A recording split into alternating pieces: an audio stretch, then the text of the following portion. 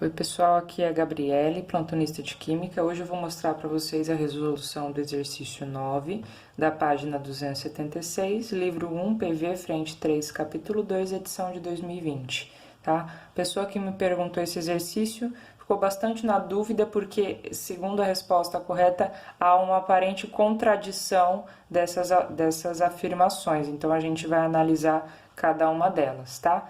Apresentando um geral do exercício, ele fornece esse gráfico, ele fala que eu tenho duas condições distintas, condição 1 e condição 2, e em ambos eu estou armazenando um mol de gás e fazendo experimento, tá? Estou observando variação de volume por temperatura. O que vai nortear bastante a gente é essa equação aqui geral, tá?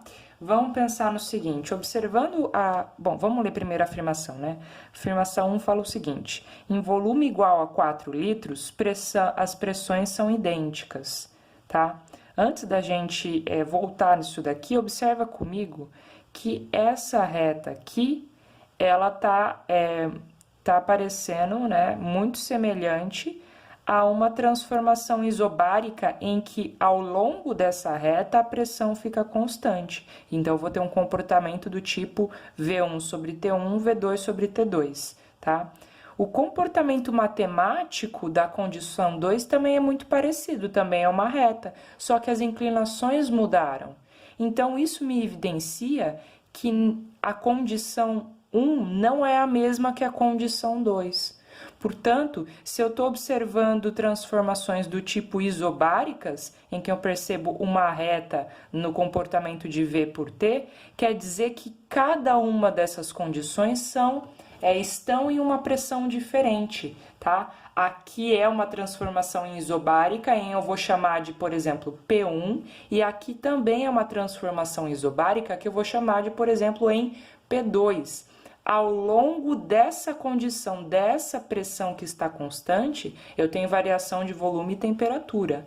Aqui eu tenho outro valor de pressão, também constante ao longo dessa condição aqui, né? Eu tenho variação de volume e temperatura, mas aqui esse outro valor de pressão se mantém constante. Portanto, eu não posso falar que no volume de 4 litros as pressões são idênticas. Eu tenho recipientes distintos e em cada uma delas eu tenho uma pressão diferente. Embora ao longo do estudo eu mantenha esses valores de pressão dentro de cada um dos recipientes.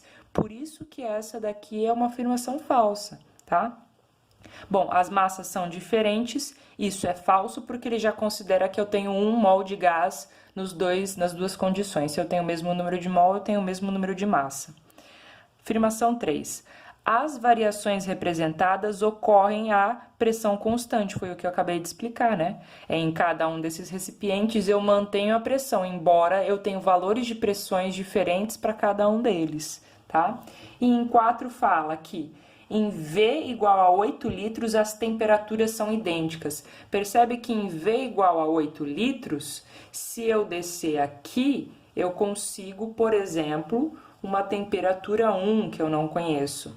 Mas, toma cuidado que quando a pessoa fez assim, pode ser que ela entendeu que cruzou essa daqui. Mas, na verdade, eu teria que extrapolar essa condição até que ela chegasse em 8 litros. Eu ia observar uma outra temperatura, tá? Então, no geral, é esse o exercício. Espero que tenha ajudado vocês. Bons estudos!